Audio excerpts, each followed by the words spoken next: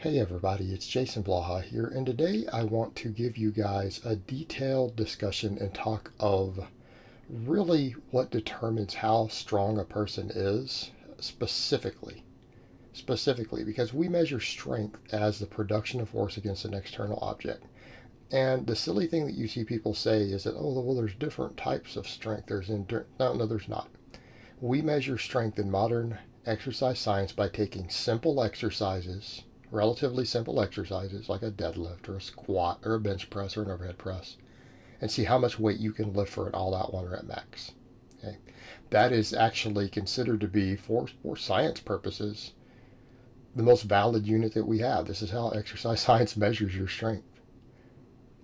And it's when you understand what strength is that makes sense. It's the production of maximum force, like how much of it you can produce against an external object. Now, doing it 10 times is going to be less force, therefore it's a lower unit, right? We don't measure reps. We don't measure things that require a massive amount of skill, right? We're looking at a fairly simple multi-joint exercise. Now, we can even take it further, but we have to look at it and break it down of how do we get there. Now, a lot of times people will say genetics, and you need to understand how ignorant and stupid of a term that is. If they just say genetics, it's like, well, specifically, what genetic changes do you mean? Because you're dealing with moving a physical object. You're not using the force. You're not using the metachlorian count or Jesus or something else to move the weight. Okay, your body is moving the weight.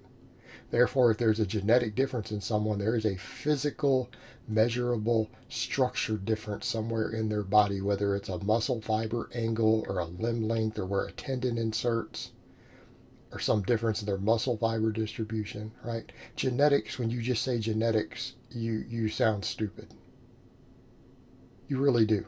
Because you have to say, well, what do you mean genetics? You mean longer arms, shorter arms? The length of their femur? What do you mean by genetics? Because there is a differences there. These things matter. So let's discuss specifically what causes strength. All right, when you measure it at the tendon, and I think this is going to freak people out who don't understand this, because bodybuilding is really complicated. The size of the muscle. What? In other words, when we go to the bicep tendon and we ask how much force could you produce for a 1 rep max curl, again, a machine where you can't cheat, you're locked in. And we measure it at the tendon, not how much weight is at the hand, but at the bicep tendon. You want to know what determines how strong you are? How big your bicep is. A guy who has a 20% bigger bicep will produce more force than a guy with a 20% smaller one at the level of the bicep tendon every single time, 100% of the time. Okay? Now, we're not talking about how fast you can always move it. We're not talking about rate of force production. We're talking about how much total force can you produce. So there's a difference between people who deadlift 700 pounds fast versus slow. They both still lifted to 700 pounds. Some can do it faster or slower than others. Okay, now there could be a muscle fiber difference there, but it's still the amount of total force that you produce over the length of the movement. Okay? Bigger bicep will create a stronger pull at the tendon. Period. Every time. Muscle mass, number one factor. When we even go to big movements like the squat and we go to a DEXA scan, what do you think the number one factor is? How much muscle mass they have. So realistically speaking, like when you see me squat 550 on camera there earlier, if you squat less than that, I almost probably have more muscle through my body. If we were to scan my body versus you, I probably have more muscle than you. If you squat more than me, it's a pretty good chance you have more muscle than I do. Now, there's other factors when we get to multi-joint movements. Okay, it can be other factors, but even when we go to the squat, when they study it in the lab, yeah, muscle mass through your whole body, because the squat uses most of the muscle in your body. Okay, unlike some smaller upper body only exercises, because your back and stuff affects the squat. All the biggest muscles in your body are involved. Therefore, DEXA scan's a valid way to determine how much somebody squats, and it's really accurate. It's been found to be very consistent. But what are the other differences? Okay, so let's take it back to the curl. Take it back to the curl. where the tendon inserts and how long your forearm is relative to the amount of muscle mass in your bicep will determine how much you can strict curl for a 1 rep max when locked into a machine. In other words, if they hook it up to where you can't bend any joint, they lock your wrist so you can't bend it. They strap your upper arm and torso down so that only your bicep can pull the weight. Okay? Right? The bicep contracts, only the elbow moves. If we test that in a machine, we then have to calculate for the moment arm, the length of the forearm, where the tendon inserts, because that affects it slightly. You can have a small impact, like a 4 or 5%, right? Where that tendon inserts. But it comes down to the length of the forearm, the moment arm, relative to the size of the bicep. Okay? You could calculate a formula and take 50 different people, and you would find that it would be relatively consistent based upon those factors as to which ones would curl the most or the least weight on a scale.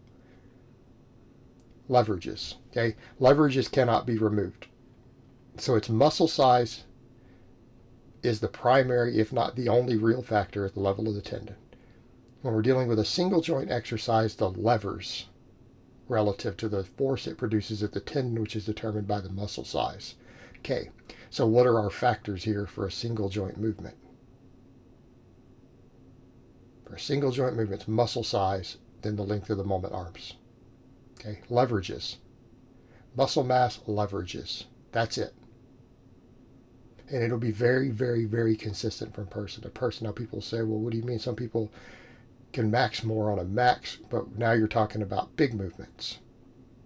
If we are talking about low skill big movements, and the classic example, this is why the 3 power lifts are used in powerlifting. They're low skill exercises. Okay? Once you know how to do a conventional deadlift, it's pretty easy to do it consistently. It's not a complicated movement.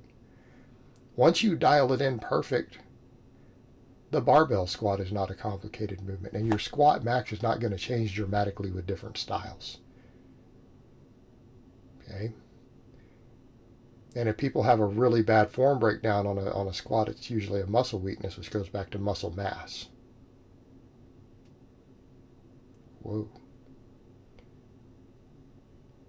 So why do people max more who practice maxes? We come to the third factor, intermuscular coordination. Okay. Now people will understand that better if we take away the max lift and you think about that in terms of what else in sports. Swinging a baseball bat, throwing a baseball. You have a movement that involves multiple joints and a sequence and a pattern and a movement pattern. Okay. People who don't max out aren't good at maxing. In other words, if you do nothing but 5 rep sets, the lowest reps you go, and you try to plug your 1 rep max into a calculator, you're not going to hit the max that the calculator says you will. Why? You don't have the coordination. People who practice 1 rep maxes have better intramuscular coordination with lifting weights. There's a skill to ramping up to a max, and that skill is very specifically coordination. Learning how to coordinate your body to push, pull, squat against really heavy weights, maximum weights. So people who practice maxing out are good at maxes. You guys take me and like, well, do you peak? It's like, no, I'm not peaking at all. I stay peaked. Right? You guys see me hit maxes every single week on a wide variety of lifts. I practice the skill of maxing out, which develops intermuscular coordination to learn how to push or pull against really heavy weights so that you can maximize on the muscle mass and the leverages that you have. And if people think that it really isn't that simple or that I'm oversimplifying it, I'm really not. Yes, there can be some minor deviations around those things, but go look at the data, look at the studies that have been done. When Knuckles and Schoenfeld and all those guys say that they can take a DEXA scan and tell you what your max squat is accurately, they're serious. They studied this. When Menno Hanselman says that, well, we could basically DEXA scan a bunch of powerlifters and pretty much hand out awards based upon the scan because they all practice maxing.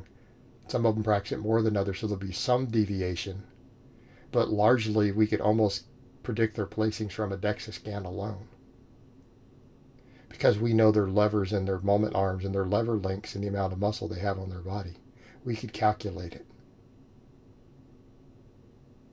All right? Strength is all physical structure other than the intermuscular coordination. And how much are you going to get out of that coordination? Once you're proficient at an exercise and already know how to do it, maybe 10%. In other words, you could turn a 500 deadlift or squat with bad form into up to a 550 with a beautiful form in practice. Okay, that's the most you're going to get. And people say, well, I want strength to be measured in a way that removes leverages. Well, you can't, because every exercise uses leverages. Every bone in your body is an advantage or a disadvantage on one lift somewhere. Okay, you can't remove it. But that is how we determine strength. And when you understand these things, what does that tell us about building strength? Muscle mass is the most important factor. You need to get as jacked as possible if you want to be as strong as possible, top to bottom. If you want to be able to lift the heaviest weights, you have to practice lifting really heavy weights. All right, that's your second concern. Leverages you can't change. There's nothing you can do to change them. They are what they are. You have to work around them. All right, guys, well, that's really all I have to say on that today. I hope it's been informative, and I will talk to you guys next time.